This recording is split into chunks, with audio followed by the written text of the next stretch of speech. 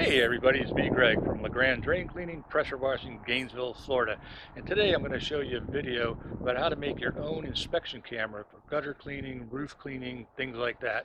Now if you've ever looked at a professional system, they run around $600 to $800. You can make this one for about 200 bucks. So hey, hit that thumbs up, hit the subscribe button, leave me a message in the comments. I may reply to you.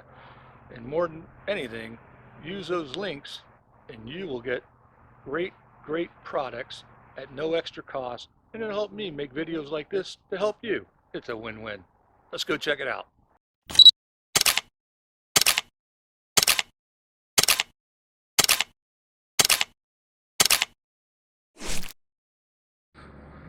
So here's what my little inspection camera looks like mounted on my Reach It Mini. You can see the monitor down there, and these clamps, they're just thumb tightened on with a screw over there, and they have rubber around them to protect it. And at the very top one where the camera goes in, it fits around that top clamp. I once again just tightened it by hand, don't crush anything. And the little camera goes in there, and right now my camera is charging. You can see that.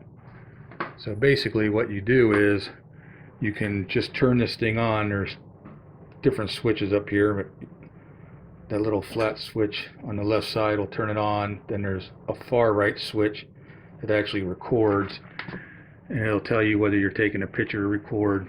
So you can actually record it if you want. There's a little mini SD slot over there. I don't know if you can see that. And you can hook it to your computer with this mini USB or whatever that is. But I don't, most people don't want to see it. I just have it on there. It's recording, the customer asks. I just take that and turn it on and show it. You can scroll through the files. I'll get into that in a little bit. So I'm fixing to go clean a gutter.